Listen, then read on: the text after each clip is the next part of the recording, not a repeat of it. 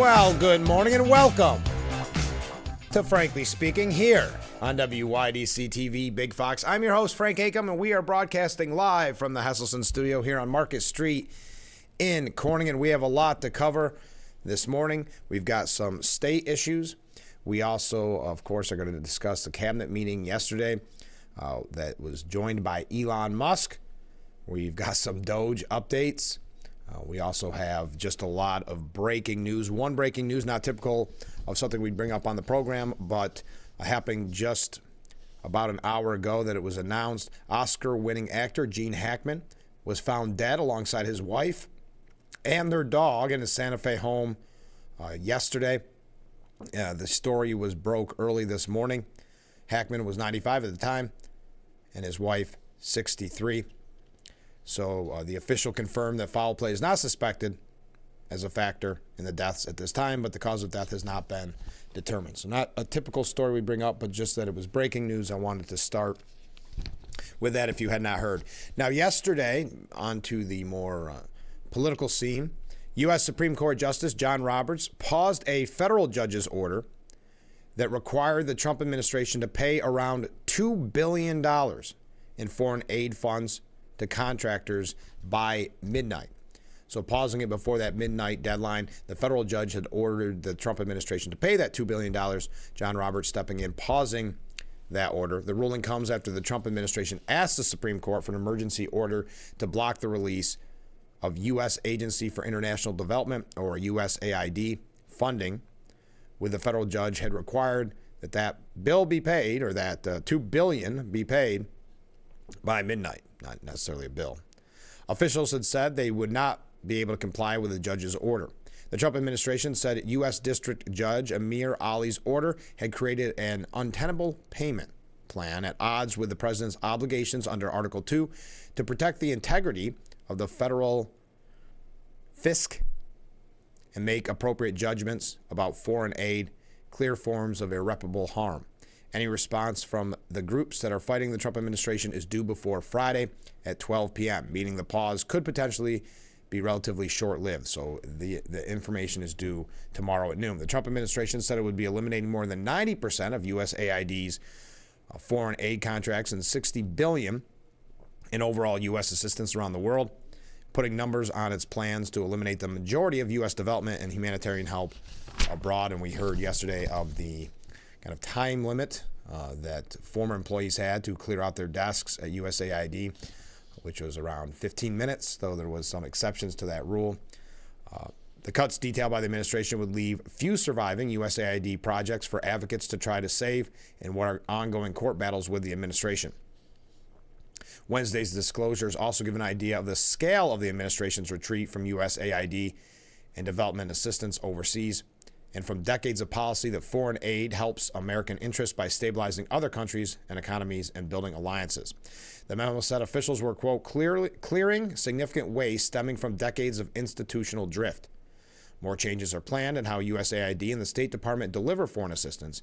It said, quote, to use taxpayer dollars wisely to advance American interests. So that was a breaking story from late yesterday. Also, you may not have heard this.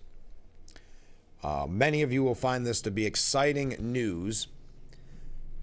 Attorney General Pam Bondi has stated that the DOJ will likely release the Epstein files today. She said yesterday that the Justice Department will likely release the documents related to Jeffrey Epstein tomorrow, meaning you do the time frame and you'll see that tomorrow, today, including the flight logs from the notorious predator's private jet. Bondi, who revealed last week that the highly sought documents were sitting on her desk for review, told Fox News host Jesse Waters that the public should expect to see at least some Epstein information made public today when redactions related to the dead pedophile's victims are completed. Quote, there are well over, this will make you sick, 200 victims. Over 250, actually, she said. So we have to make sure that their identity is protected and their personal information. But other than that, I think tomorrow, the personal information of victims, other than that, I will think tomorrow, Jesse, breaking news right now, you're going to see some Epstein information being released by my office. So again, if you're just joining us, because this interview was later yesterday, Pam Bondi saying that the Epstein files could be released today. She also made it clear that it's pretty sick. When pressed if the documents being released would include information about individuals who traveled abroad in Epstein's private jet and alleged surveillance footage from inside his residence, Bondi confirmed that flight logs would be disclosed. Quote, what you're going to see, hopefully tomorrow, is a lot of flight logs, a lot of names, a lot of information. But it's pretty sick what the man did, along with his co-defendant. So, redacted versions of some of his little black book of rich and famous contacts and flight logs from what was deemed the Lolita Express have previously leaked online or have been unsealed in lawsuits, but complete versions of both, as well as the alleged footage from inside his mansions, have yet to be made public. So that could happen. Big story. If it does happen today, it sounds as if it will, according to Pam Bondi. Senator Marsha Blackburn advocated for the release of the full unredacted records related to the predator. And I understand what Pam Bondi is saying there when it comes to the victims' names, identities, their information being redacted. But it says here, Blackburn said, for me, this is not about the celebrity. I know that there are as many people that want to see who all flew on his planes and guested at his Caribbean island. But let's break these human trafficking rings apart. Let's get these people apprehended. Let's get them prosecuted. Let's get them jailed. Let's put an end to this and save lives. On Monday, Marsha Blackburn sent a letter to the newly sworn-in FBI Director Kash Patel calling for the complete flight logs from Epstein's private jet and helicopter, records belonging to Epstein's partner, Ghislaine Maxwell, and video footage from Epstein's Palm Beach, Florida residence. The Tennessee Republican has long advocated for the release of these documents, arguing making the full set of records public will expose the complex network behind global human and sex trafficking. Quote, this will give us insight into the web of human and sex traffickers that have just spread like wildfire across the globe, and it will help us to begin to get accountability for the victims of this horrendous trade. So we wait patiently today, as we could be seeing the Epstein files released, according to Pam Bondi. I know we're going through some breaking stories. Oh, I also wanted to mention this morning, before I forget, in the 7 o'clock hour, we are going to be talking with the chair of the Chemung County Republican Party, Colton Hillman. He's going to join us because they have a really interesting event coming up. You've heard us talk so often on this program about the petition process, which is now ongoing. People out getting signatures so candidates can get on the ballot. Well, they have a unique idea in Chemung County, which is, why not make it easier for you? Instead of having someone come knock on your door, maybe in the evening or at night, and ask for your signature, why don't you go to the White Eagles in Elmira, get some wings, meet the candidates that are running, and sign everyone's petition all at once? I think it's a unique idea. We're going to tell you all about it when we talk with Colton in the 7 o'clock hour. So I appreciate him being in on the program. Okay, something that I think you may, well, I'm going to say we're going to take it with a grain of salt and be cautiously optimistic. And that is a new book that is due out soon about the cover-up of Biden's health decline before the 2024 election. It's called Original Sin, and it's by, and this is why I say we're taking it with a grain of salt, by Jake Tapper and Alex Thompson. Now, could this be a scenario, I pose the question to you, where Jake Tapper is trying to essentially rewrite history to vindicate himself? Because let's face it, we talk about it so often with the media, and we're going to talk more about the media later on when you start to hear, and you perhaps heard about the purging, if you will, of left-wing media outlets from White House press briefings. Well, one of the things we've mentioned with stories like that is that it's hard for the media to cry foul when we know that they never argued with the lack of transparency from the Biden administration, the lack of press conferences, and we know, and it's crystal clear, that they covered up Biden's mental decline. As a matter of fact, I think it was Chuck Todd who, after the debate, was bragging that people were telling him months and even years ago about the mental decline, almost as if to say, see, I knew, then why didn't you report on it? Because the question is simple. If there was this mental decline of Donald Trump, would it be covered? The simple answer is yes. I mean, I saw on Drudge Report yesterday they were trying to push a conspiracy theory that Trump had a bruise on his hand, so it must be, maybe it's an IV, maybe it's this. You know, it's amazing to see the difference in coverage. So it's kind of hard for them to grandstand now about not getting White House access when for 4 years they refused and actually did the dirty work of the Biden administration to cover up his mental decline. So is this an example? And we don't know yet. We haven't seen the book. But is it Jake Tapper, who didn't report on the mental decline, now saying, well, here, we'll put out this book as if to cover myself in this cover-up? But I did not hear about this until yesterday, and I thought maybe you would be interested to know that it's a new book announced yesterday, which aims to tell a behind-the-scenes story about Joe Biden's bid for a second term, promising to reveal a top-level cover-up about his decline in health. So again, I don't think it will really focus on the media's role in this, seeing that Jake Tapper's a part of the book. I could be wrong. But the book titled Original Sin, President Biden's Decline, Its Cover-Up, and His Disastrous Choice to Run Again will be released on May the 20th. Now, that's an also interesting take on it, because what they're trying to do, as you could tell by the name, is blame Biden for the loss. And this is, I don't want to belabor this point, but a man who had been loyal to the Democrat Party for 50 plus years, they were propping him up, meaning the media, meaning the Harrises, the Pelosi's, the Schumers, propping him up, saying he's sharp as a tack, best he's ever been.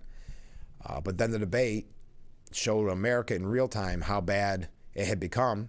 Many of us knew, but that was for the common everyday man and woman who maybe just gets to watch the nightly news. That may have been the first time that they saw that decline. So when that happened, then they started blaming Biden for waiting too long, for even attempting to run again. But how many times did we hear from the media? How many times did we hear from various politicians that said, yes, he's the best candidate. He beat Trump once, he can beat him again. He's the best candidate that we have.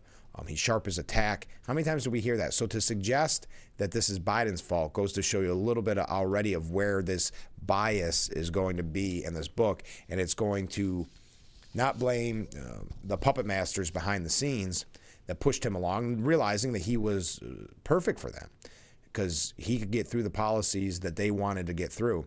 So when you think about them now suggesting it's his fault, it's just, I don't know. It's what I see here is just a way to blame Joe Biden.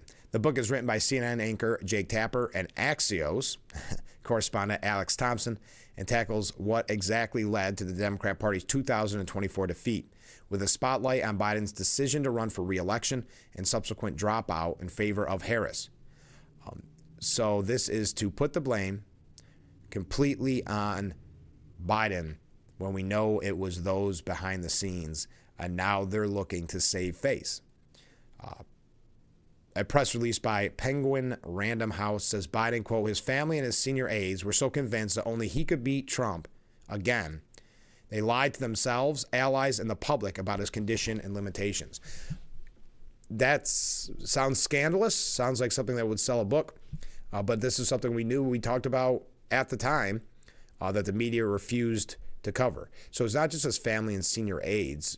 That is to downplay the role that Pelosi and Schumer and the leadership in the Democrat Party had in this, because they were propping him up this whole time as well. It was only until that debate that they were forced to be honest-ish with the American people, not even honest, because they were still trying to blame him and not themselves in this. Quote, what you will learn makes President Biden's decision to run for re-election seem shockingly narcissistic, self-delusional, and reckless. A desperate bet that went bust, and part of a larger act of extended public deception that has few precedents. It goes on to say, again, this is the way to write history, to blame just Biden for the loss in December. Not to, of course, put any stock in the success of Trump and his agenda, That couldn't be why they lost. It had to be Biden's narcissism and self-delusion. Tapper said in a statement, Toni Morrison once said, if there's a book that you want to read, but it hasn't been written yet, then you must write it. That's what inspired this book. We wanted to know more about what we all just lived through.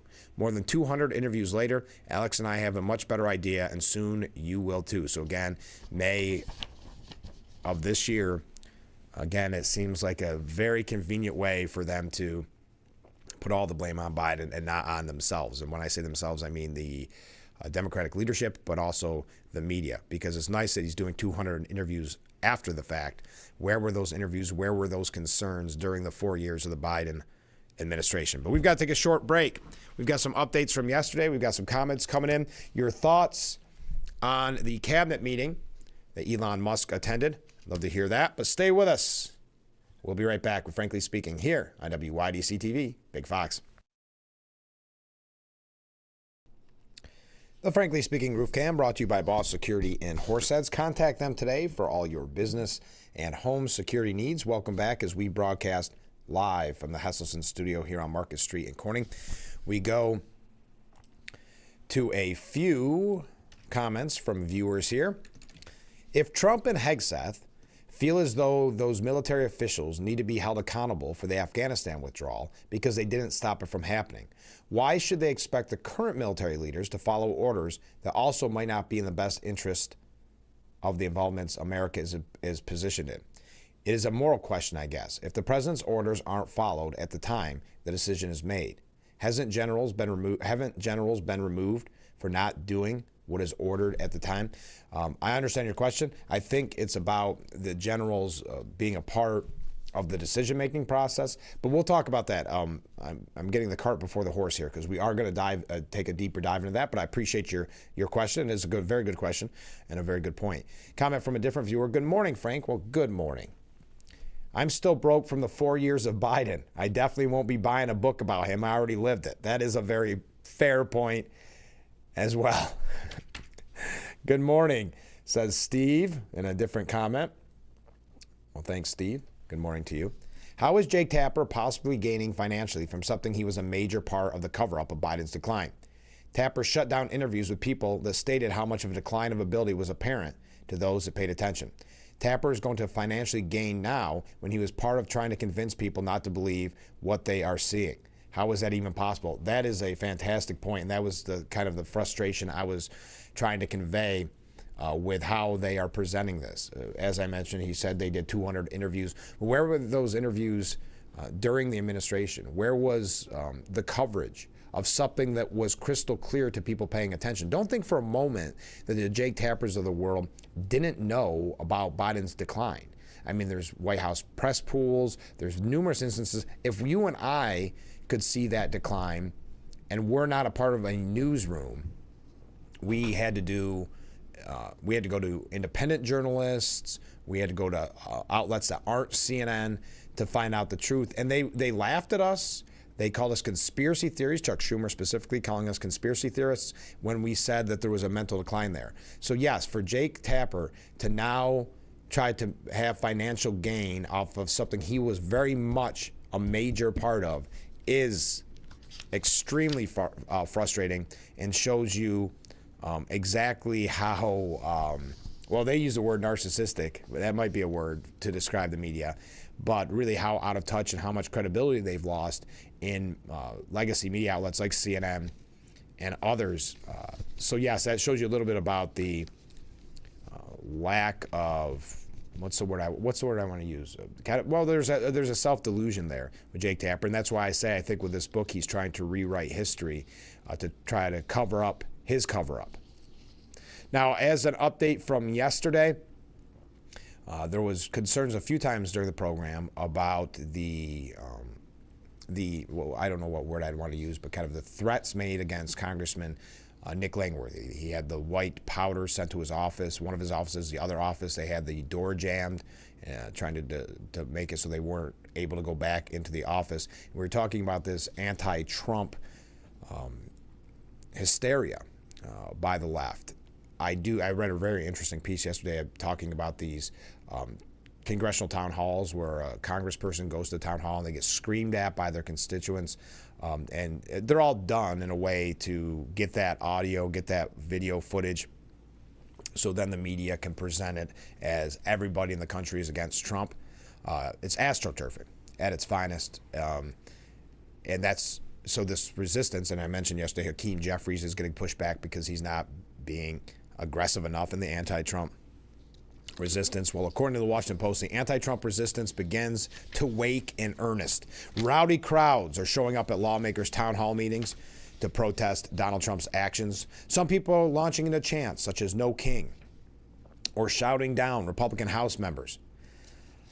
Senator Bernie Sanders is drawing overflow crowds of his own as he seeks to mobilize voters against Trump's budget cuts. So again, as we mentioned, it's the idea of astroturfing. We saw it very much during the first Trump administration.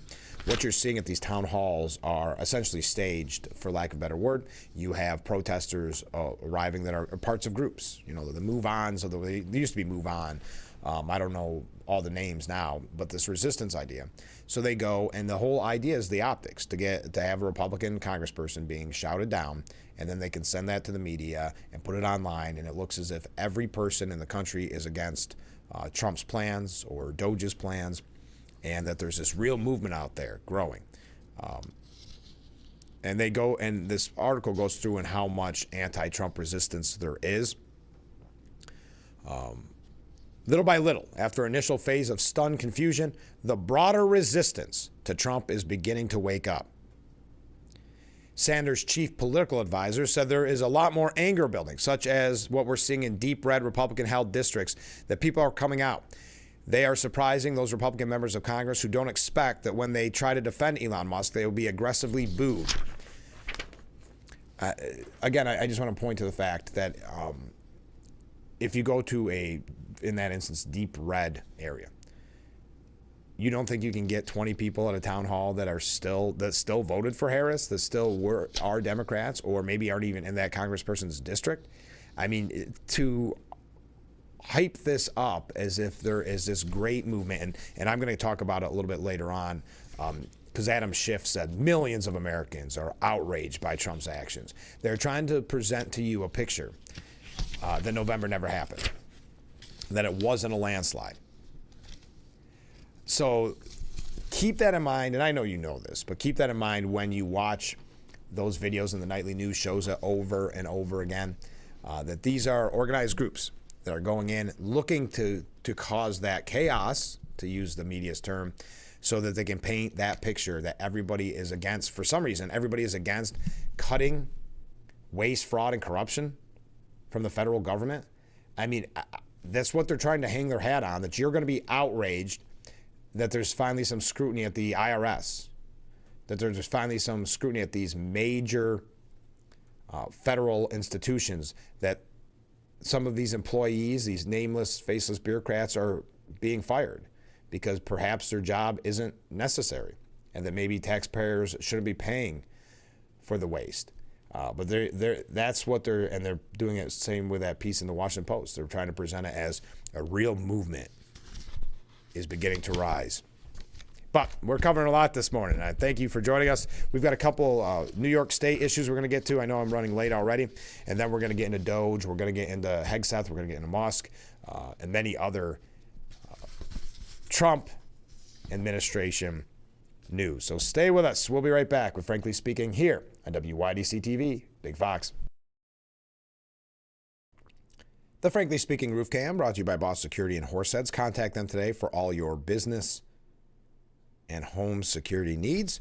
We are back broadcasting live from the Hesselson studio here on Market Street in Corning. A couple comments from viewers. Good morning, Frank. Well, good morning. The cabinet meeting yesterday was impressive. Yes, the optics, if nothing else, were very impressive. But a lot coming out of that meeting that we're going to get to here in just a little bit. Comment from a different viewer. Is there anything NYSEG customers can do to get rid of the smart meters? My bill tripled. And unfortunately, this is a common refrain from viewers.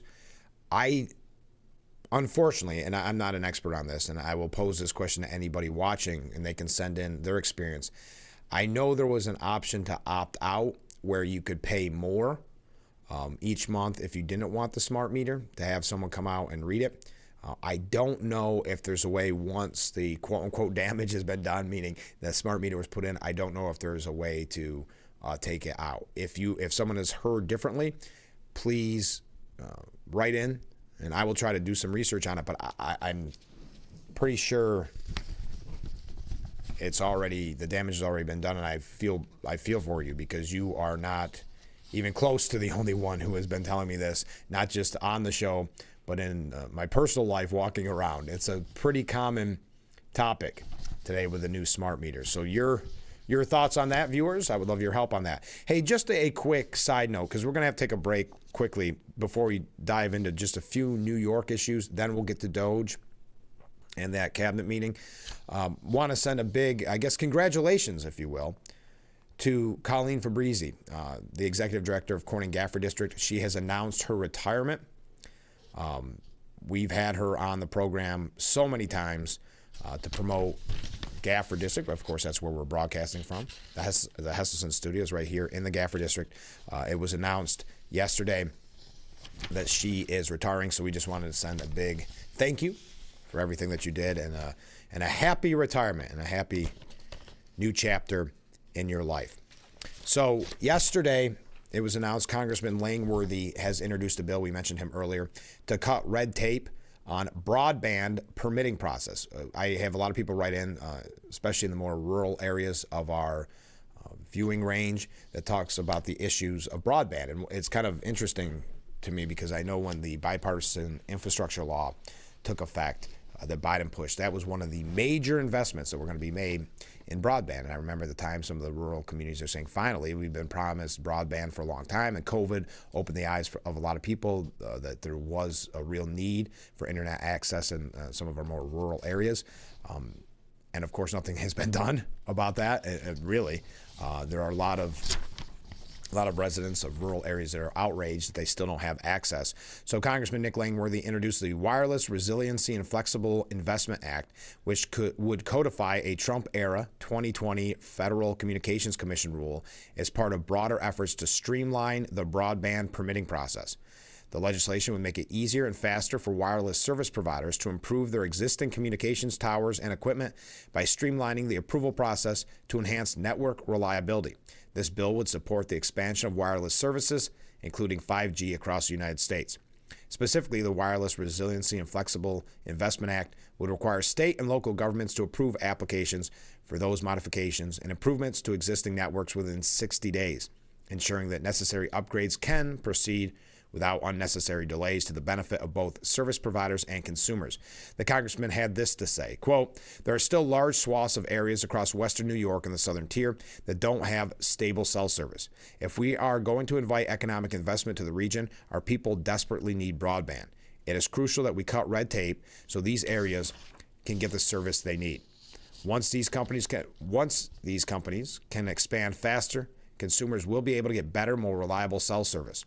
It is my hope that the bill will be supported in a bipartisan manner as it moves through the legislative process." So thank you to Congressman Langworthy. That is just an update for the many people who have commented on the show about their need for broadband. So we appreciate that. We're going to be talking about New York State for just a couple of quick stories, kind of more of an update from yesterday.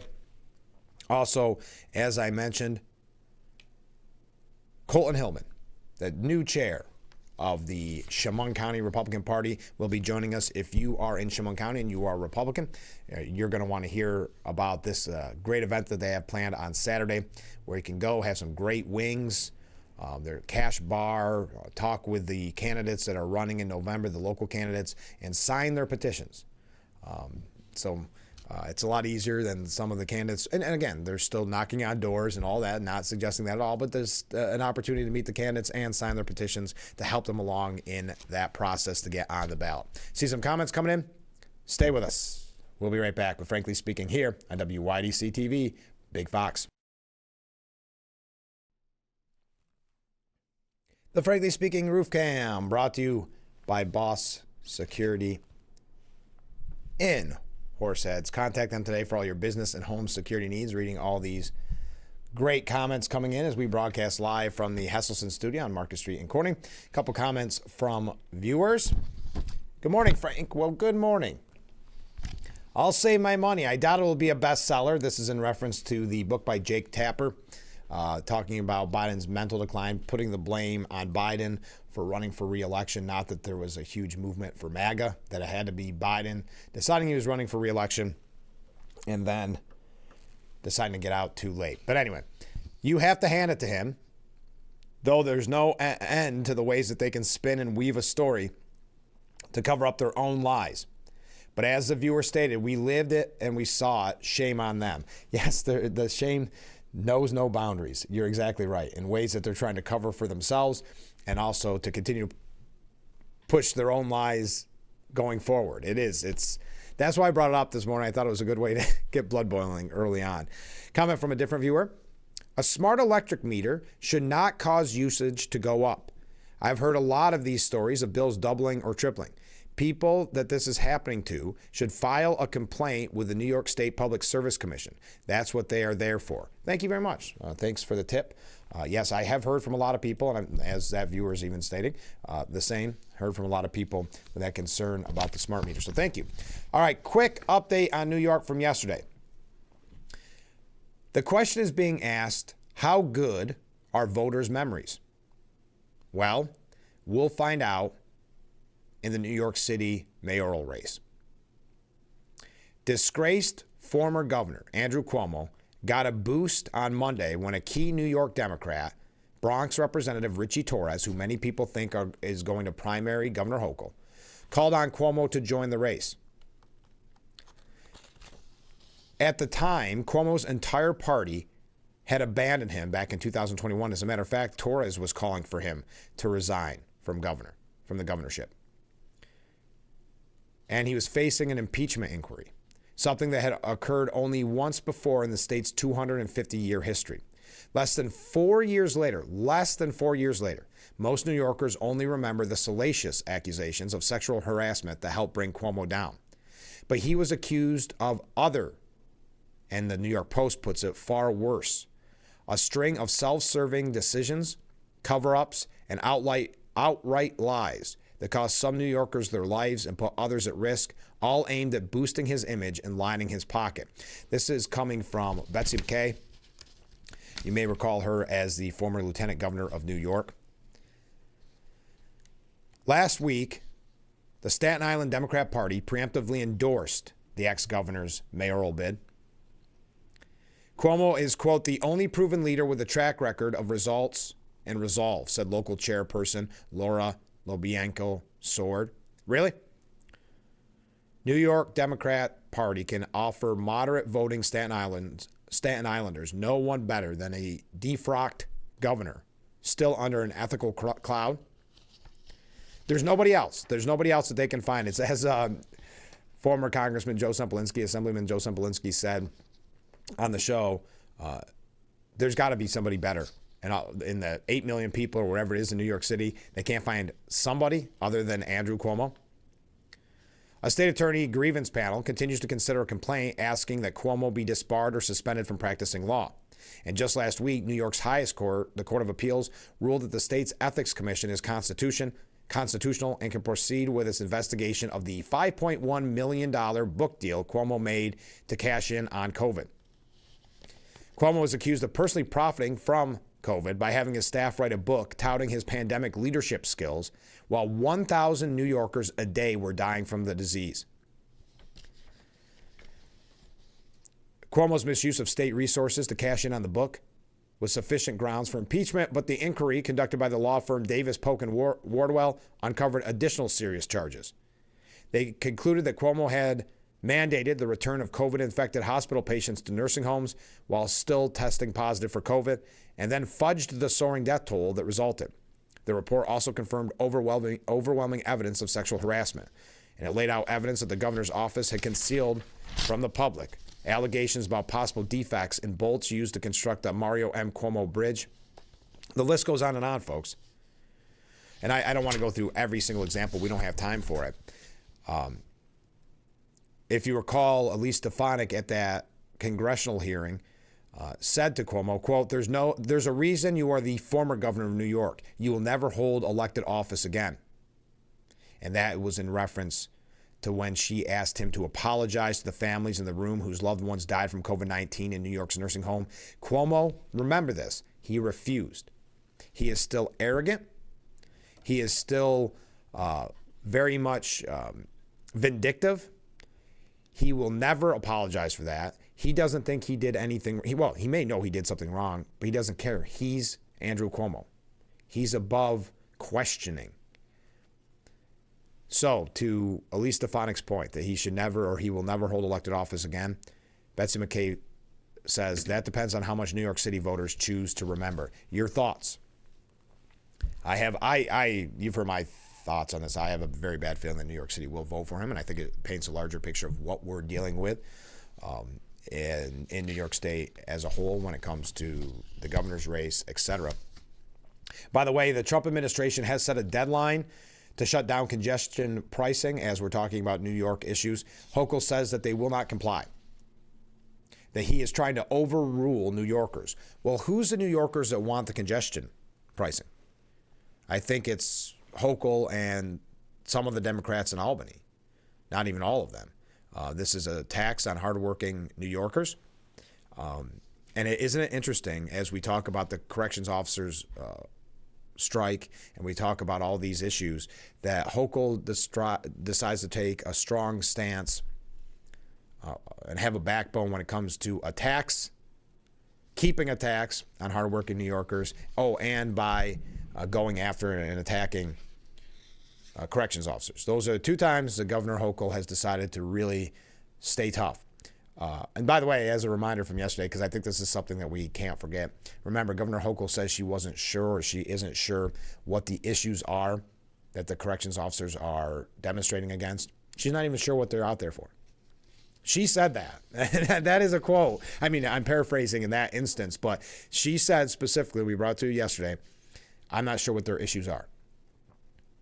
They have not made that clear to Governor Hochul.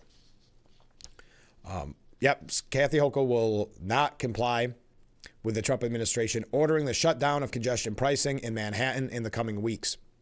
New York, quote, must cease the collection of tolls by March 21st. Federal Highway Administration Executive Director Gloria Shepard wrote in a letter. The letter was sent on February the 20th and made public yesterday, just days after Governor Kathy Hochul made a personal appeal to the president with a picture-heavy booklet highlighting the success of the tolling program. The deadline only appears to be another page of the congestion pricing spat between Hochul and the Trump administration, which so far she has just failed at miserably. Many people think that is why she originally pushed the idea of delaying the special election for Elise Stefanik's seat, thinking she had some type of ammunition to use against Trump, and that backfired spectacularly. The Trump administration is once again trying to overrule New Yorkers, Hochul said. They're about to find out what happens when you, I'm going to say, make mad 6 million New York commuters. No, I would argue, Governor Hochul, you're about to learn what it's like to make mad 6 million New York commuters. You're suggesting that there's 6 million New York commuters that are going to get up in arms because Donald Trump is trying to take a tax off of their commute to work or to school or to wherever. This is where Governor Hochul, think about that, finally takes a stance, where she finally has a backbone. And she's fighting for those 6 million New Yorkers and their right to be taxed by her and their want. I'm not even going to say right. Their want to be taxed by her with this congestion pricing. So how is Trump about to find out what happens when you make mad 6 million New Yorkers?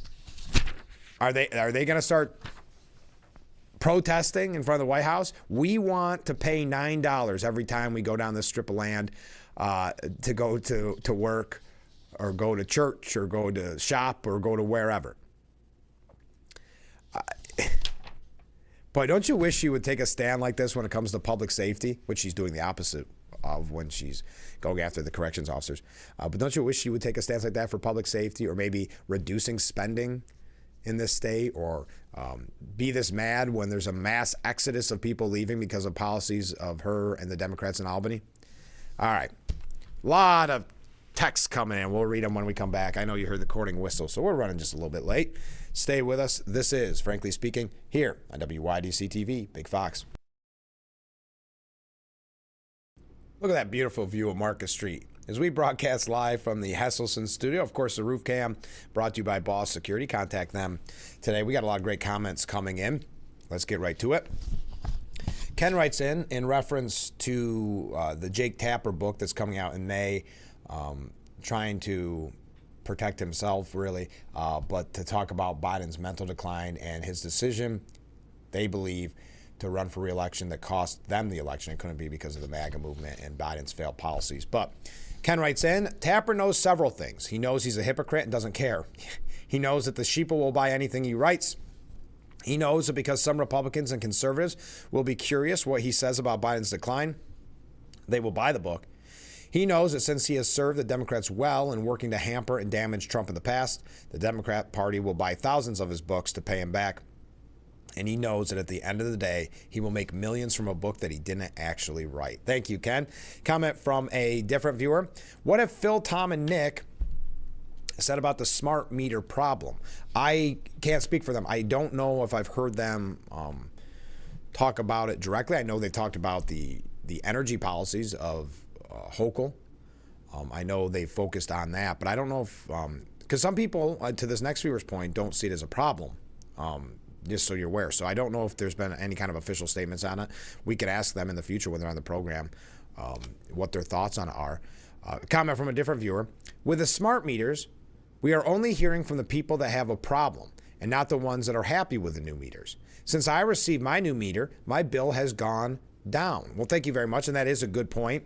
You're only going to hear complaints. You're not going to hear people walking around too often going, I love my new smart meter. Not really a conversation starter, or not really the life of the party if you start with that as your icebreaker. So yes, that's a good point. Thank you. I love hearing about this, the back and forth about the smart meter. So keep the comments coming in. Next, Mark writes in, so Hochul is going to try to overrule the congestion pricing stoppage.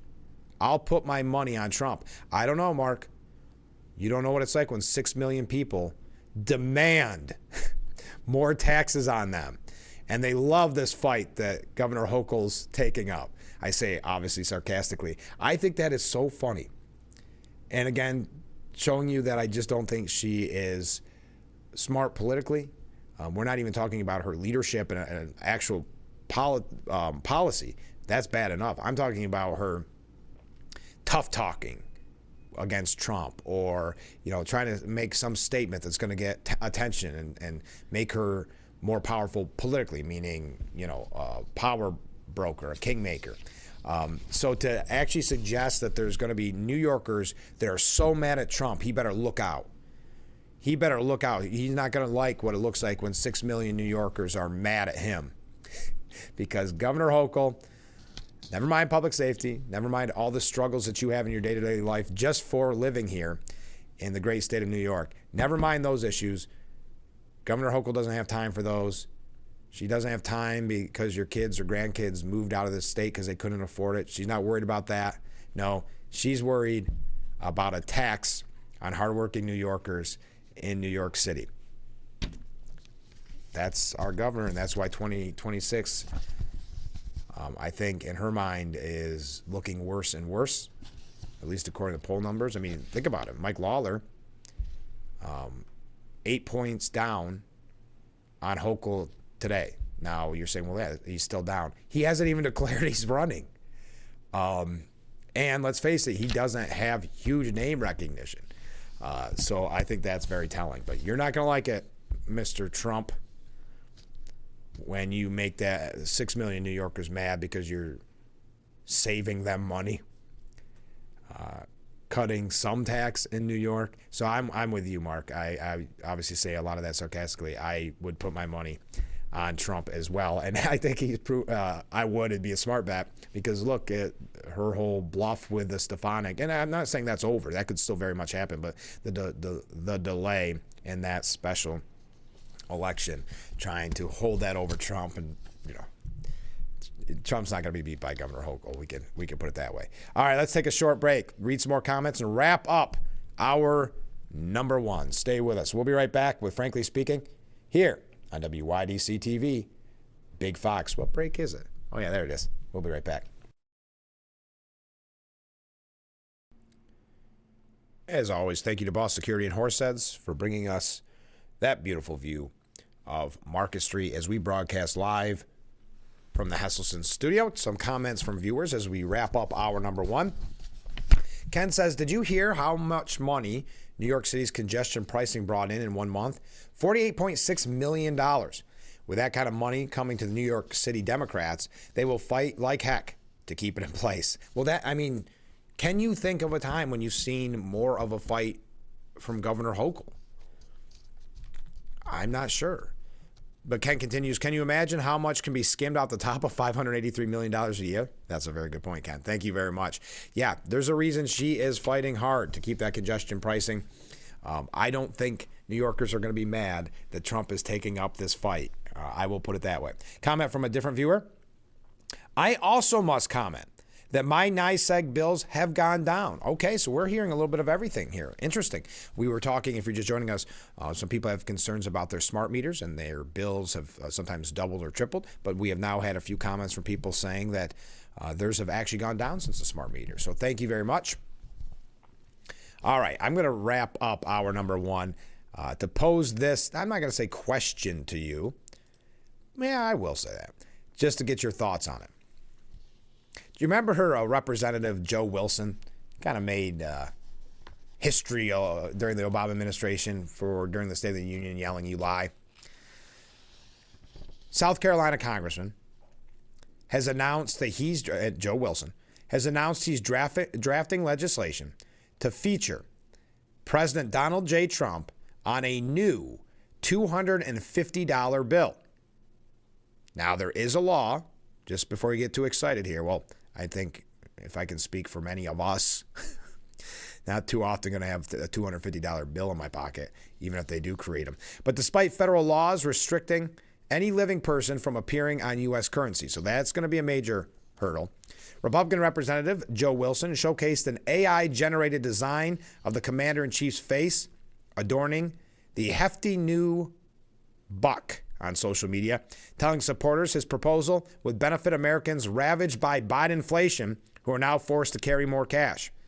Quote, grateful to announce that I am drafting legislation to direct the Bureau of Engraving and Printing to design a $250 bill featuring Donald J. Trump. Okay, if this comes to fruition, if this $250 bill comes to fruition, I want all of my Doge check in $250 bills.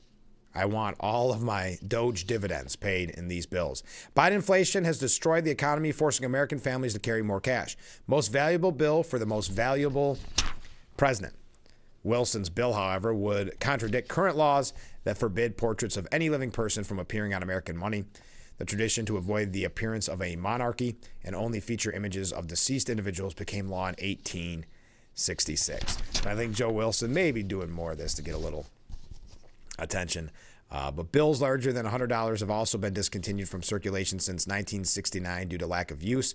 To his point, I don't think it would be a lack of use. I think many of you with families would probably carry around that $250 bill just to pay for your groceries, unfortunately. And this comes on the heels of, if you recall, Representative Claudia Tenney introducing that legislation, to merge Flag Day with President Trump's birthday for a new holiday. There's others. Trump, actually, the Wall Street Journal put together a piece about some of the other suggestions, like we talked about in the past, putting Trump on Mount Rushmore, Trump Airport, Trump Day, as I just mentioned with Claudia Tenney. Now they're saying, because they're not going to look at this positively, Wall Street Journal says Trump Airport, Trump Day, GOP loyalists try to turn adulation into law. So your thoughts on the $250 bill with Trump's photo on it. Also, if you missed it in the 6 o'clock hour, it is a big day. Pam Bondi suggesting that today is the day they will release the Epstein documents. We're going to keep a close eye on that and see what is said and what is released today. And we'll probably talk about it tomorrow as well, as much as we can. I know, as she said, there's some sick stuff in there. So we won't be repeating that on the air, but we will give you some of the breaking news as that unfolds. Don't forget, in the next hour, Colton Hillman will be our guest, the chair of the Chemung County Republicans. So stay with us. We'll be right back with hour number 2 of Frankly Speaking. The Frankly Speaking Roof Cam, brought to you by Boss Security in Horseheads. We are broadcasting live from the Hesselson studio, and this is hour number 2 of Frankly Speaking. I'm your host, Frank Acom. We've got some comments to get to, and then we're going to talk about Doge. We're going to talk about the cabinet meeting yesterday, and as I mentioned, we're going to be talking with Colton Hillman here in just a little bit. First off, comments from viewers. Mark writes in, here's an idea. How about the 6 million people in New York City just stop paying that $9 tax? They can't jail them all, and if they do, they can't hold them because of bail reform. Well, that's a fair point. We never encourage you to not pay taxes, but the problem is it's all linked up just like the tolls to your license plate, so you will get those bills. I have a feeling of what was stated that they will make, not all of it will be collected. And also, it's kind of fascinating to read how people try to avoid it with manipulating, again, not right, against the law, but manipulating their license plates. Good morning, Frank. This is obviously a comment from a different viewer. Well, good morning. Governor Hochul's comment is symptomatic of the entire Democrat Party, where they must be on the opposite side of anything Trump administration does. They appear to be in support of government waste and fraud. And I keep talking about the optics of all this, or like how it is presented. And I would agree. When they think you're going to be scared that Doge is in the IRS, I just don't think they've hitched their wagon to the right horse. Because to me, they are now exposing just how much they want to continue the waste, the fraud, the corruption, and obviously big government, the bureaucracy. So I would agree with you, Fred. Comment from a different viewer. I would like to see the Epstein list on the red carpet so Hollywood can read it before they accept awards. Yes, that's a very interesting point. And if you are just joining us, kind of the breaking story yesterday that Pam Bondi said that the Epstein files may be released today. That is fascinating to think that it'll be released, and I think I'm right on this, that the Oscars are this weekend. I don't follow the awards shows, but if that's the case, and I believe it is this weekend, imagine that the Epstein files are released on Thursday and the Oscars are on Sunday. That could be a very different award ceremony. Very good point. Thank you. Here's another comment. How about a credit card with Trump on it? Sure. Why not? And one last comment in this segment. Let's wait 4 years. And this is in reference to the $250 bill that Joe Wilson is pushing that would have Trump's face on it. Let's wait 4 years. If it goes well, I'm all in at least on Mount Rushmore. Thank you very much, viewer. Now, Adam Schiff believes you should have a different opinion. He's saying millions of Americans are, quote, downright ashamed of Trump. So there you go. Are you downright ashamed? Seems to be kind of an erasing of what happened in November. We heard that, have heard that numerous times, that people are just, there's voter remorse. We had that conversation on the program just the other day. That's what the media is trying to promote. That's the narrative they're trying to promote, because that's why they love these videos from the town hall meetings with Congress people, because the whole thing is a setup for these organized groups to go in. They don't really want to hear the congressperson's opinion on Musk or Trump or the administration or anything else. They just want, as soon as Musk's name is mentioned or as soon as Trump's name is mentioned, they can boo, yell, scream them down, because Democrats love that. They're supporting them. We heard from Bernie Sanders people. They love the optics of that. They get it on camera. They send it to the legacy media, the mainstream media. They show it on TV to convince all of you that everybody has turned on the Trump administration. Going from a landslide victory in November to the end of February, and everybody has turned, made clear by these organized groups going to town hall meetings and yelling. Not civil conversation. Yelling and screaming and booing and hissing. Governor J.B. Pritzker, who people believe wants to run for president, he was on MSNBC, and he said Trump is taking away rights and favoring people, and the favoring of people is a threat to our democracy. He said, I'm very grateful to be an American and believe very much in protecting all the rights of Americans, the American people. I also built a Holocaust museum with Holocaust survivors here. And I can tell you that in 1933 and 1934, the German Constitutional Republic was converted into a dictatorship in a very short period of time. And you know, anybody who walks through a Holocaust museum and sees the time frame can see that. When rights get taken away, when you know people, the services to people are diminished. When all of a sudden we're favoring one group of people over another, that's a danger that we ought to all be paying attention to. I'm seeing that in this country right now, and I needed to speak up. I needed people to hear that I think, you know, we're seeing gradually and understanding that we've got to speak up. People need to show up and speak out. So there are a lot of things to dissect here. Number one, the left's constant comparison of Trump to that time in Germany. We've seen that over and over again, but Pritzker believes that he's making a very brilliant statement here. But also see he's pushing this idea that you have to speak up, that you have to speak out, you have to show up, you have to start these protests, you have to be a part of the resistance. And we've heard some very dangerous rhetoric from elected politicians, not Pritzker in this case, but very dangerous rhetoric about fighting in the street, attacking. But Pritzker continues, you know, you've got to remember that the things that I'm speaking out about now, you know, the threat to our democracy, this is not a message to win elections on. It's something people need to know. They need to know that that's happening. But, you know, if you talk to 100 people, knock on 100 doors, and I've knocked on an awful lot of doors running for office, and you say to people, you know, democracy is at risk, nobody knows what that looks like. They've never experienced it before. They're not experiencing it now either, Mr. Governor. And Michael Moore, I'm just showing you some unhingedness for some reason to start off hour number 2 before we get into the cabinet meeting. But Michael Moore expressed his concern that Donald Trump's administration may be deporting illegal immigrants with the potential to make huge scientific breakthroughs like curing cancer or stopping an asteroid on a path to decimate Earth. Michael Moore, of course, the activist liberal director, saying, who's really being removed by ICE? The child who would have discovered the cure for cancer in 2046? The 9th grade nerd who would have stopped that asteroid that's going to hit us in 2032? An attempt to make his point. I'm not going to go through any more of it. Just showing you the unhinged nature as you are seeing more anger. We saw locally, unfortunately, with what occurred with Congressman Langworthy, with them trying to break his door in a way that they couldn't get in the office or sending that white powder. You're starting to see more unhinged, as Trump would call it, Trump derangement syndrome, or what Musk would call it as well. So Trump encouraged Defense Secretary Pete Hegseth, quote, to fire every single general involved in the botched Afghanistan withdrawal. And we had a viewer who referenced this earlier in the program saying, but they were doing their jobs and following the order of Biden. So does this, I'm putting words in this viewer's mouth, but essentially create a slippery slope? Couldn't this be trouble?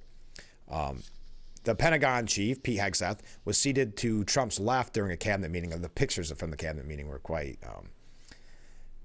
just what's the word I want to use? Just impactful, I suppose. It was very intriguing to watch. Trump said, I'm not going to tell this man what to do, but I will say that if I had his place, I'd fire every single one of them, Pete, meaning the generals with the botched Afghanistan withdrawal. Hegseth jumped in to note that under his leadership, the Department of Defense is conducting, quote, a complete review of every single aspect of what happened with the botched withdrawal of Afghanistan and plan to have full accountability. We're taking a very different view, obviously, than the previous administration. This again, Pete Hegseth, noting Trump's nomination of retired Air Force Lieutenant General John Dan Raisin Kane is his nickname, of course, to serve as chairman of the Joint Chief of Staff, and there will be full accountability.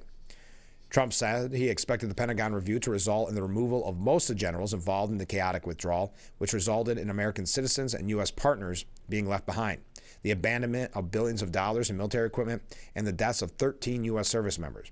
Trump said, I don't see a big promotion in that group. I think they're going to be largely gone. That was a horrible display.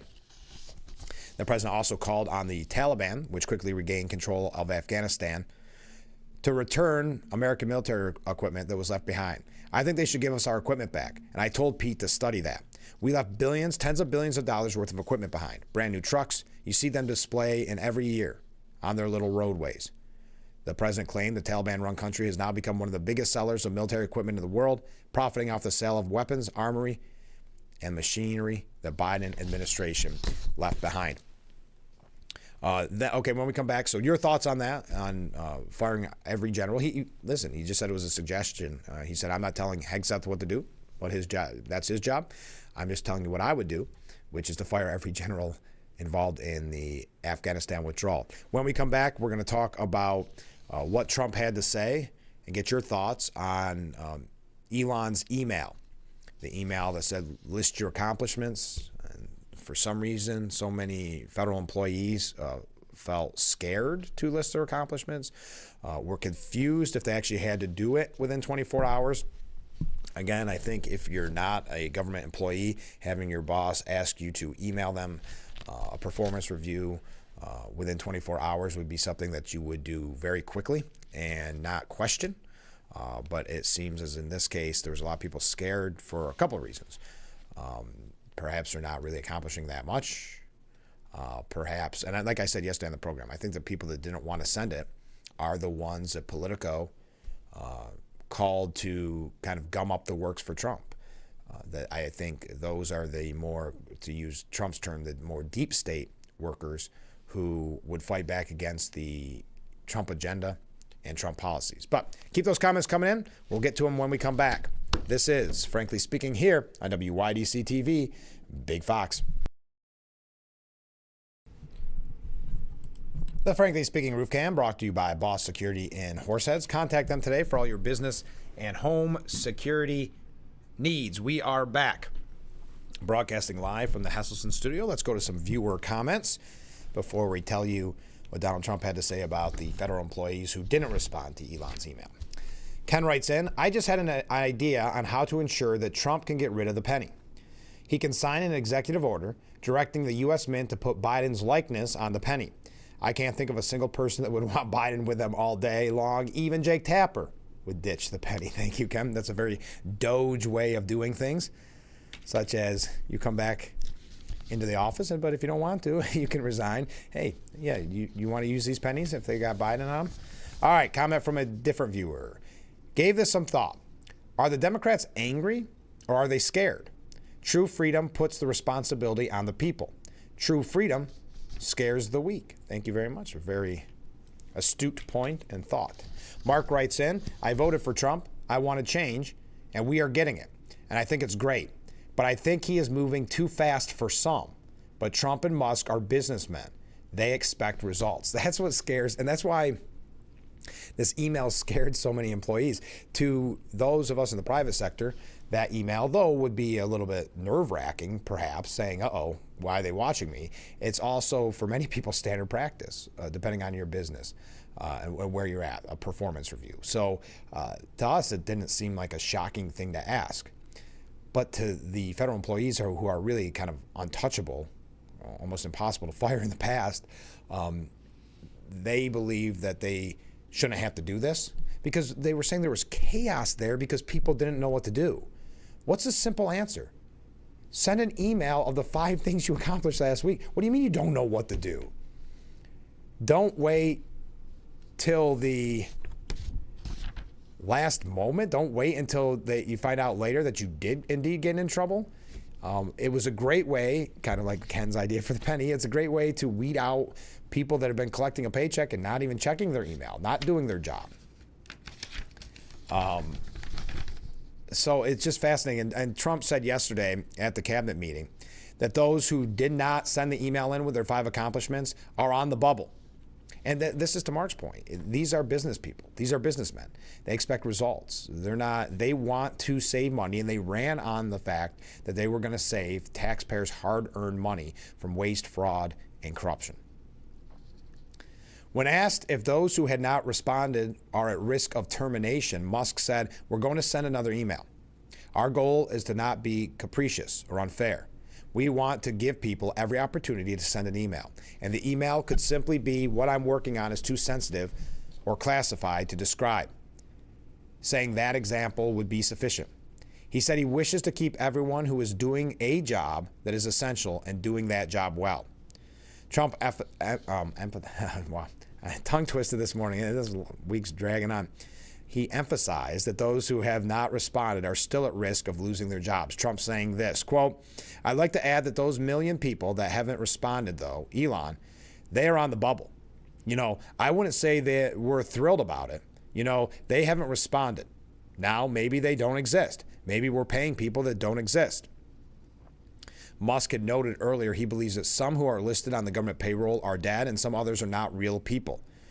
Trump speculated that some of the employees could have other jobs or perhaps moved and they're not where they're supposed to be, not checking their emails but still collecting that paycheck. A lot of things could have happened. I wouldn't say that Biden ran a very tight administration. Trump noted that his administration is being a little more surgical with certain agencies such as the State Department. So those employees on the bubble, saying that we're not happy with them. And that doesn't what Trump said there sound very boss-like? They're on the bubble. I wouldn't say that we're thrilled about it.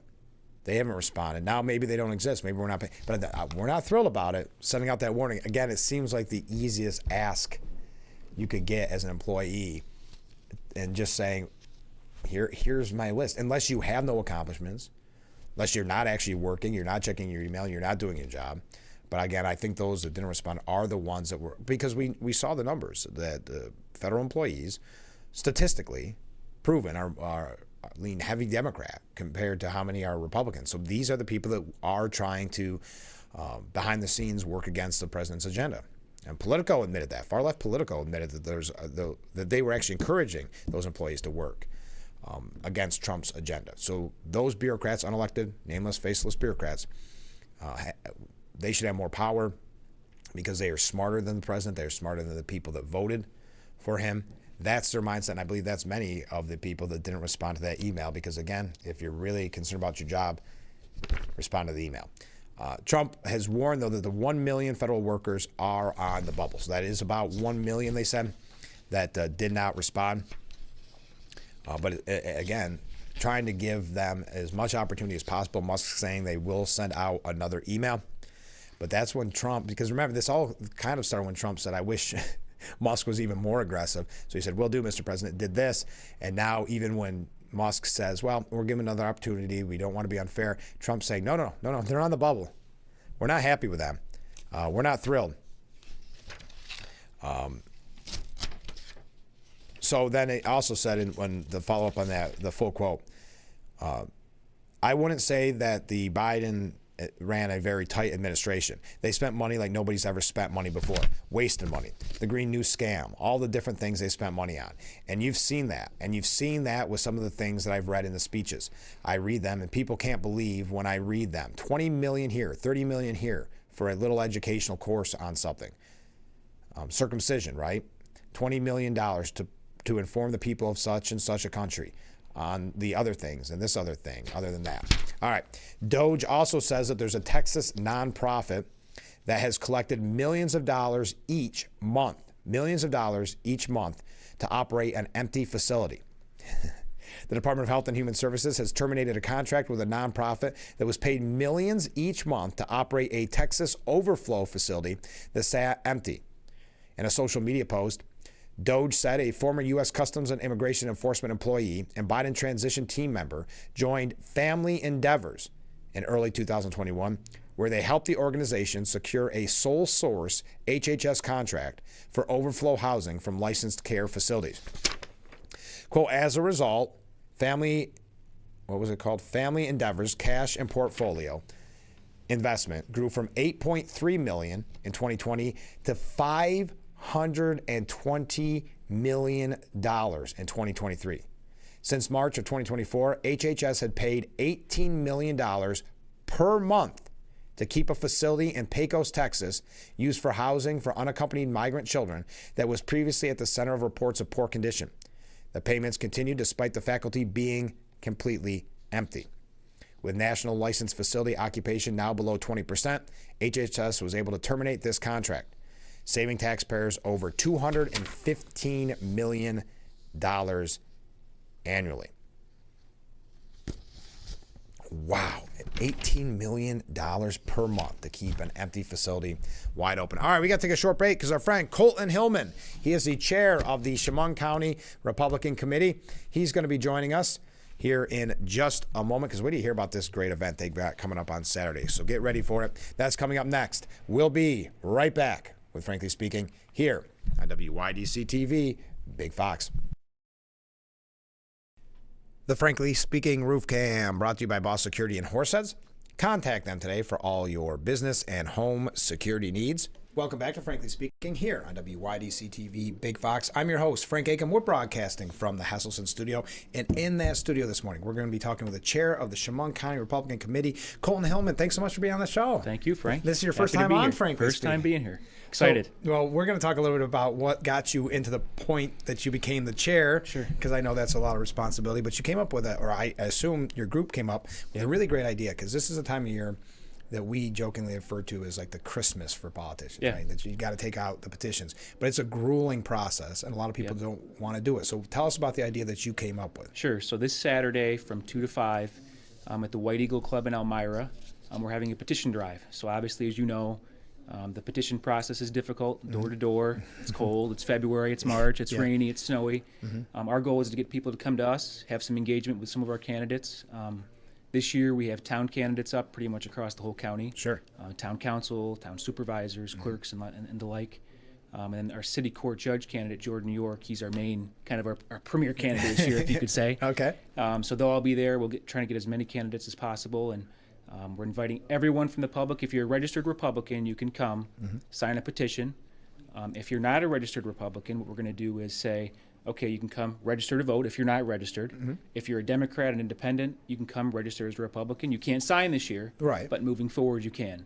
But our goal is to get people, in a way, to come to us rather than go door to door. Of course, that's still going to be part of the process, door to door, but change it up and try something new and see what happens. Well, that's a great idea. There's been a lot of changes when you think about it to the local Republican parties. We just had not just, but kind of the Tri-County fund. And so I think these are great ideas. And in this case, we talk about a lot on the program with your counterpart in Steuben, Joe Semplinsky. The petition process is so kind of antiquated. Yeah, very. And knocking on doors. People don't want to answer the door for anybody. I wouldn't answer the door for someone looking like me. Of course. Yes. So I say, who knows, win, lose, or draw, if this will be successful, but I like that you're thinking outside the box. You have to. And what a great idea. Someone comes and there's food involved. There's food, free chicken wings, and there's a cash bar, so you can have something to drink, have something to eat, and just chill out. And come sign the petitions. And it takes as little, a couple minutes. If you got something going on Saturday, show up, sign, and you can leave. So just stay as long as you'd like. And if someone hasn't ever been confronted, if you will, with a petition, all you do is sign your name. You give your address and date it, some little things, but there's nothing. But I think, isn't that something about the petition process that makes, I think, a lot of people nervous at a time when we're always told about scams? Yes. And someone knocks on your door and says, give me your Sign legal this. signature. Yeah. I can't blame, especially some of our older residents, when they say no. I don't ever hold it against them. You know, that's just kind of the nature of the game. So it's this Saturday from 2 to 5 at the White Eagles Club. So how's the election season shaping up so far? Any surprises? No, I mean, it's good. We have candidates all across the county, like I said, town and city court judge. People are motivated. I mean, as far as I can tell, I mean, we're trying to keep the momentum moving, right? We had a good 2024 across the country, not just locally. And our goal this year is to keep people engaged because obviously this is an important year in itself, but we have a governor's election in a year. So trying to keep people motivated and engaged, and you got to vote every year. Not just even years, not just presidential years, every year. And we're trying to keep that message going. When I like the part of this that they can meet the candidate, because we talk about on this program a lot how important it is to know who you're voting for locally. And it's difficult to do now with the media landscape. We try to have as many guests on this program as we can, but it just becomes more and more difficult to find out about the candidate. So to get to talk to them directly, you get your questions answered, no nonsense. That's perfect. And I know you'll be doing that throughout the year because we have to spread the word, but I can't stress enough. I know I do too much on this program perhaps, but local races are probably the race that's going to affect your day-to-day life the most. And absolutely. So it's great to see that you've got kind of the momentum. Let me ask you this. How long have you been chair now? Last September. So probably 3 or 4 months now. So what made you get involved? For people that are saying, I don't know much about petition process, but I know I want to keep the momentum going. What drove you? So I started in 2022. At the time, Sarah Latin was the chair, and she's kind of been my mentor. And you know Sarah, she's incredible. Great. So I started then. I got home from law school, and I wanted to get involved, and obviously started with the petition process in 2022. Get thrown right into the fire, right? Going door to door. That is the start. But aside from that, I care about this community. I care about the future of this community, the people that we have elected. I think what goes on in the state specifically is the most frustrating part. It's insane that we lose millions of people. The policies that we have in the state are a disaster, and you can either let it be and ignore it or try to get involved and make a difference. So I joined the committee, and it all led to this. So. And how's it been going so far? It's been great. Yeah, we've got a great team of people. We probably have 115 or so members now. We appointed 10 new people last night, both candidates and just people that reached out that wanted to join. But we have a good team. We're united, and it's a great experience and a great environment for us. Well, it's great that they're reaching out too, because I think coming off the heels of November, people are excited, and they don't know where to channel that energy. And there's no better place to channel the energy than get it. Like you said, it does unfortunately start with the petition process. That's where everybody starts out. But now's the time to do it. And we talked about it with Joe. I'm sure you'll echo the same statement. You cannot be. You'll be a politician's best friend if you take out a petition, right? If you really want to get involved and be thanked and get a pat on the back, this is the way to do it. Absolutely. And it's you just, I think the key is don't be intimidated by the petition process. We had people that stayed after last night because there's probably 80% of the people there have done it before, but we had some new people. And just tell them just do it. It's not. Maybe someone will slam the door in your face, right? But 95% of the people don't. If you explain to them what you're doing, and just don't be intimidated by it. And move forward. And it's so nice because you do meet your neighbors. If you're a candidate, it's great because it gives you an opportunity to tell who you are and have that conversation. But I enjoy it because it normally leads to great conversations. You sometimes get a no, or you sometimes maybe get too many questions about a certain candidate or not. But at the end of the day, you feel like you've accomplished something. Absolutely. And some of the numbers that these candidates have to get are pretty startling. Very significant. So again, you'll be a politician's best friend if you can take them out. But this is a great idea. Do you think if this is successful, you'll hold more before the deadline, or do you think this is just in the future you'll keep working on it? I mean, if we have a great event on Saturday, I absolutely think we could do another between now and the end of March. Why not? Why not? I mean, we could do it every weekend. You know, it doesn't have to be with food and stuff, but we could have it somewhere and come to the Legion, come to wherever, and come to our event. So I think if it's successful, we'll try it and definitely do it next year. So. Well, one of the reasons I like this, because we talked about it on this program when they, when they changed the calendar and really made it very difficult for people like us in upstate. And we thought about New York City, where you can stand at the end of a subway line and get all the signatures you need in a half an hour. So you're kind of doing that in an upstate way, which is, okay, we don't have the subway, but come to us, grab some chicken wings, and meet the candidates. No, I think I'm going to suggest Joe look at this that next time, because I don't. No one, everybody likes taking out petitions in a way, but it's also struggle. So let's have them go to you. I like this idea. Good. So again, it's this Saturday from 2 to 5 at the White Eagles. Thanks so much for being on the program. And you want to come on in the future, and we'll talk about the candidates as things unfold. And anybody you think of that you want or you think should be on this show, let me know, okay? Absolutely. Well, thanks for doing this. Thank you very much. All right, we'll be right back. Frankly Speaking, stay with us. The Frankly Speaking Roof Cam brought to you by Boss Security in Horseheads. Contact them today for all your business and home security needs. We are broadcasting live from the Hesselson studio here on Marcus Street in Corning. Thank you for joining us. This, of course, Frankly Speaking. I'm your host, Frank Aiken. We've got a lot of comments we got to play catch up on here. Thank you again to Colton Hillman. I think that's just such a good idea to have people come to a fun event to sign petitions and, most importantly, meet the candidate. I mean, how many times on this program that we talked about needing to know? I see there's even some holdouts that are still supporting Tiffany Henyard that didn't do their research on the world super mayor who lost in the landslide in that primary. But we talk about how important it is to know your local candidates. So in this case, you get to meet the Republican candidates running for office in Chemung County, and you get to have a fun event with great wings at the White Eagles Club, and that is Saturday from 2 to 5. Sign those petitions so those candidates can get on the ballot. All right, thank you again to Colin. Comments from viewers. Fred writes in, at the opening of yesterday's cabinet meeting, Elon confirmed what I suggested on Monday, that the email was to help confirm the existence of people being paid. We will shortly hear the results of this issue now that we have a list to work from. And I think, yes, Elon confirmed that, and President Trump kind of reiterated the point that, are they real people, or, are they dead? and those checks are still going out, or is it a scenario where it's someone that maybe doesn't even exist? There's also that scenario where people have been working from home and not really doing any work and not having checked their email. Comment from a different viewer. Good morning, Frank. Well, good morning. Where is the left's outrage of people making fun of Elon? He is on the spectrum. That is considered a disability. I've not heard from the ACLU on the subject. Shame on them. I didn't realize that about Elon, that was known or stated. But there's always a different set of rules. We know that when it comes to the media, even groups like ACLU and others, there's always just a different set of rules because they become a political organization. Comment from a different viewer, from Mark. I can't check my email. I had to sell my laptop during the Biden administration because I was broke. Well, yes, I can understand that.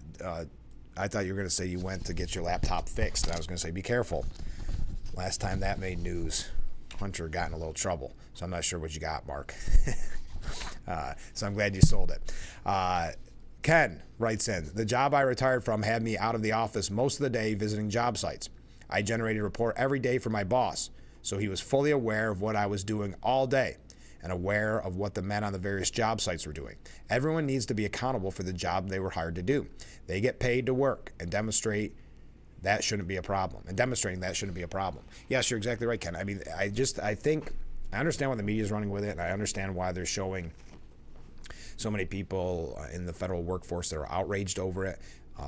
But I think to those that have worked in the private sector, most if not their entire life, they understand that there are reviews of your work. There are, if you're a salesperson, there's numbers you're supposed to hit and prove. If you're out on various job sites, you got to prove that you were earning your paycheck. So to ask that of the people getting a paycheck from the taxpayers, I don't think is too much to ask. And I think the fact that they were still fighting it so much and saying, what should we do? I think the simple answer is send the email. Right? Just send the email. I had mentioned earlier the Trump administration is cutting more than 90% of USAID's foreign aid contracts. That was announced yesterday, terminating specifically 92% of grants issued by USAID. Also, we joked about this, was it last week? That some people dream of winning the lotto. Others in this audience, myself included, dreamed of having a U.S. government credit card. Well, maybe not any longer. President Trump directed federal agencies on Wednesday to implement a 30-day freeze on the use of government-issued credit cards as part of his latest executive order. The order implements DOJ's cost efficiency initiative, which aims to ensure that government spending is transparent and government employees are accountable to the American public. The pause of credit card usage comes a week after DOJ discovered nearly $40 billion in spending last year linked to government-issued credit cards. $40 billion last year. Now, if you have ever had a work-issued credit card, you know it comes with a lot of scrutiny. You're not just buying yourself, cigars and liquor, right? You have to prove and justify what the spending is on. I have a feeling that scrutiny is not the same if you are a federal employee. That's why this 30-day freeze, probably trying to weed out what is actually the cards are actually being used on. Because if you're talking $40 billion last year alone linked to those credit cards, it does raise some major red flags. To the maximum extent permitted by law, all credit cards held by agency employees shall be treated as frozen for 30 days from the date of this order. The order includes exceptions for any credit cards held by employees engaged in or charges related to employees utilizing such credit cards for disaster relief or natural disaster response benefits or operations or other critical services. I think one of the things that will be very interesting, and I'm not sure how this could be done, I guess through the banks, it'll be interesting to see how many more subscriptions there are. We learned about the government spending how much on Politico subscriptions and various news outlets paying for those subscriptions. Think about all the other things that a credit card, anybody that has a credit card or a debit card knows you have so many automatic things that come out of it. That'll be something that we'll learn with this freeze as well. The cost-cutting program, led by billionaire Elon Musk, has pledged to simplify the federal government credit card program. The U.S. government currently has about 4.6 million credit cards or credit card accounts on file, more than the total number of federal workers. That's about 3 million, not including government contractors and active duty military personnel. So if you take the actual federal workers, about 3 million, and yet there are 4.6 million active government credit cards. Why is that math not adding up? This is I think, a great initiative, which is going to save a lot more.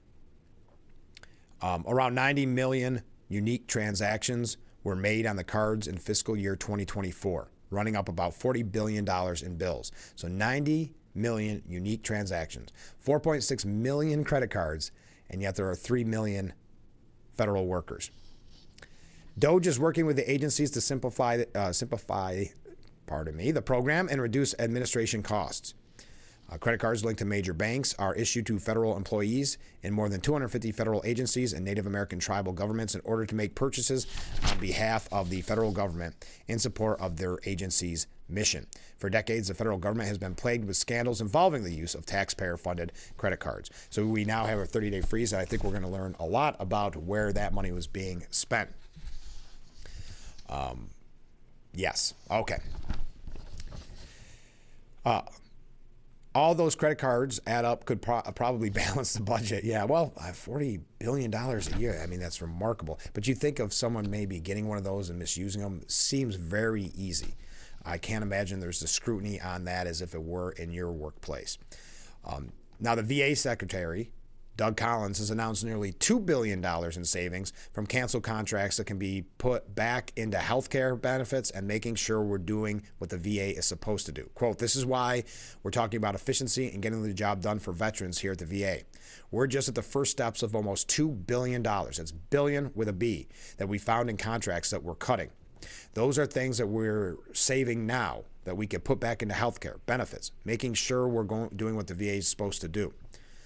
According to the secretary, who was confirmed by the Senate early in February, said, "Folks, if you don't know how to run PowerPoint slides, learn. It's a tutorial on your computer. Go learn for free. It's okay. Take your own notes. I'll send you one of my pencils if you need one." Because they were paying millions of dollars, it was discovered, to pay consultants to create PowerPoint presentations to take meeting minutes. He also brought up millions of dollars spent on coaching and training, addressing it as a similar exasperated tone. "If your supervisor can't coach you and train you in their job, then I tell you what, let me know and I'll come help you. We'll be ready to go.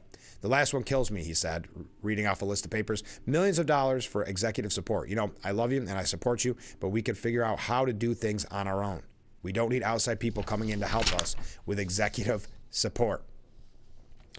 Don't feed the line of what DC's wanting to sell you. We are putting money back to veterans' health, back to veterans' benefits, and don't let nameless sources, even senators and House members, who want to scare you and media who want to perpetrate the line. We're taking care of veterans. I promise you that from day one. We got to take a short break. Keep those comments coming in. We're just about done with today's edition of Frankly Speaking. Appreciate all the comments, all the waves. We'll be right back with Frankly Speaking here on WYDC TV. Big Fox. Stay with us.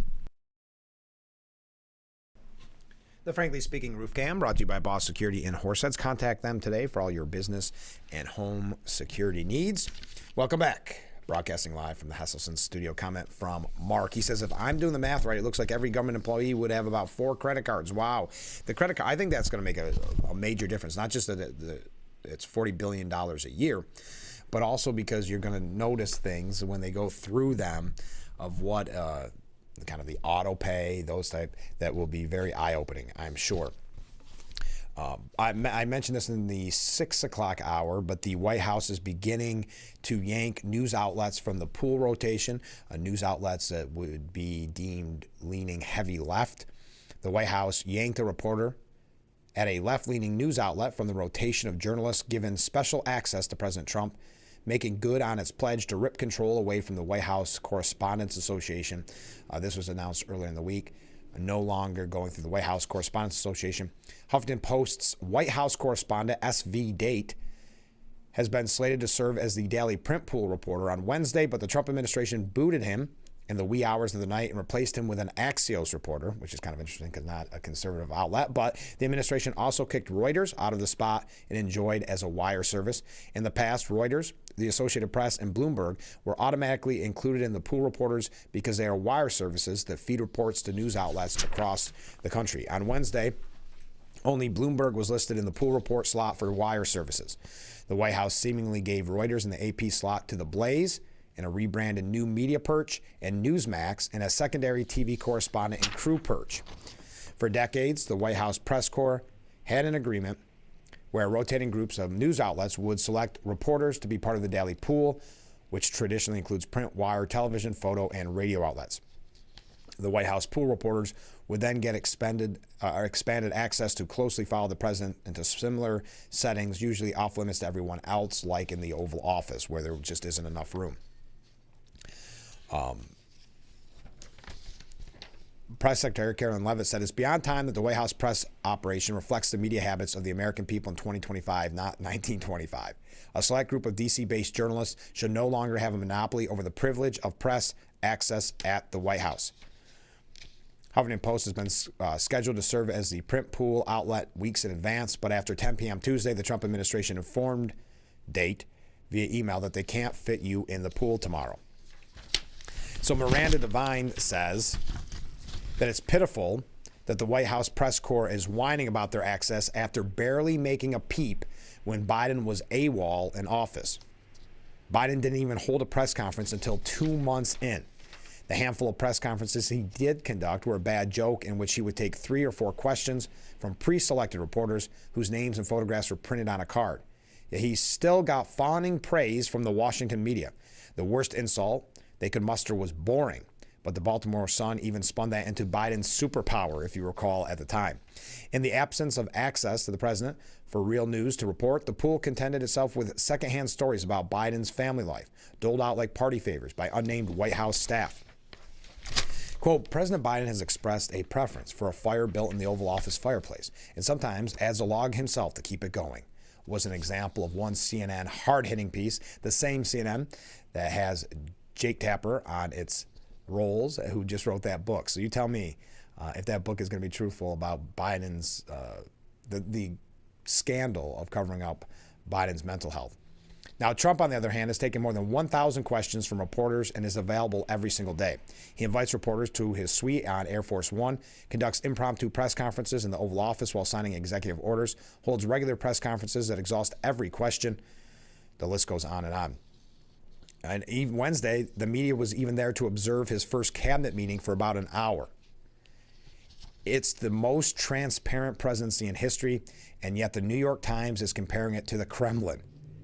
Quote, having served as a Moscow correspondent in the early days of Vladimir Putin's reign, this reminds me of how the Kremlin took over its own press pool and made sure that only complaint journalists were given access, or compliment journalists were given access.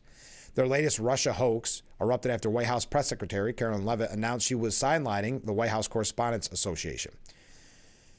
The move tears at the independence of a free press in the United States. No, it does not. The White House Correspondents Association is a private club that wants to keep control of the narrative, just like it did in the first Trump administration, when derogatory stories about the president were amplified, hoaxes were treated like Pulitzer material, and anything else was ignored. Where was the White House Correspondents Association when the Obama administration was spying on then Fox reporter James Rosen's emails and phone records?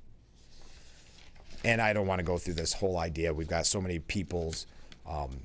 so many examples of the way the media has pushed this narrative on Trump and not on Biden. And she also, though, that's again Miranda Devine, saying about Tapper's book that we've been referencing all morning, having been complicit with the rest of the establishment media in covering up Biden's cognitive decline for 4 years. Now Tapper is writing a book about the cover-up. When the New York Post ran Meanderer-in-Chief on the cover over a photo of Biden wandering around the G7 in Italy like a defective Roomba, we were accused of a new crime, quote, cheap fakes. It was obvious back in 2020 Democrat primaries in Iowa and New Hampshire that Biden was cognitively shot. In March 2020, he mistook his wife for his sister. He forgot the words of the Declaration of Independence mid-sentence, substituting the thing for God. A year later, while announcing 2 new women generals, Biden forgot the name of his Secretary of Defense, Lloyd Austin, as well as the name of the building where Austin works, the Pentagon. He was often spotted wandering around the White House lawn, searching for the entrance to his office. He'd get lost on stage. He wasn't even able to read from the teleprompter properly. Yet the Washington press corps just played along with the farce that this was a normal president doing normal things. So spare us the histrionics. After 8 years of fake news and cover-ups, the White House Correspondents Association and its members have lost the right to pose as guardians of free speech. All right, we're going to wrap up today's edition by going through some stories quickly and reading your last comments. So get them in, and we'll be right back.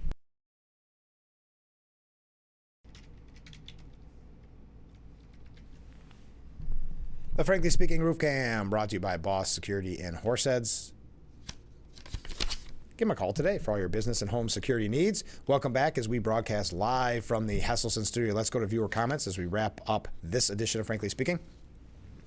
Mark says he's got a great name for the new book about Joe Biden called Where's Waldo? Comment from a different viewer. Wonder if the auto pays were going to the DNC. Kind of a good way to move funds. I think we're going to find out a lot about the credit card payments. Comment from a different viewer. I'm not sure why people don't understand the need to actually do the job that you are getting paid for. If they only put themselves in the employer's shoes, would they want their employees to do their work or just throw money away for nothing? It blows my mind. And by the way, layoffs are nothing new. It's not always easy, and some good people may be cut, but people have been laid off for years, and it's the way things work. Once they sort out the stagnant, they may be able to reapply and put back those that want to work. Thank you very much. Quickly, Van Jones praised Trump for a very good choice with his new pardon czar. Marie Johnson, the new pardon czar. Trump appointed her during his first term. We've also got anti-ICE protesters disrupted raids and publicly doxed agents, giving away the agents' addresses and information. Josh Hawley says that the ICE leaks are evidence of the deep state at work. He called for the leakers to be fired and prosecuted if possible. It's not just the anti-ICE activists outside the federal government. What worries me is that we have seen leaks from within the government trying to impede ICE, trying to impede these raids. This has to stop, adding that that is a very real part of the deep state at work. All right, we are out of time. I can't keep going. Thank you to everybody who joined us. Thank you again to Colton Hillman. He is the chair of the Chemung County Republican Party. And again, their meeting to meet the candidates and sign their petitions is this Saturday from 2 to 5 at the White Eagle. So thank you to Colton for being on the program. Thank you for all the comments. Thank you for all the waves. That was a blast, as always, this morning. Please join us every weekday morning, starting at 6 a.m. For Frankly Speaking, only on WYDC TV. Big Fox, we will see you tomorrow morning bright and early. I look forward to it already. Have a great day, everyone.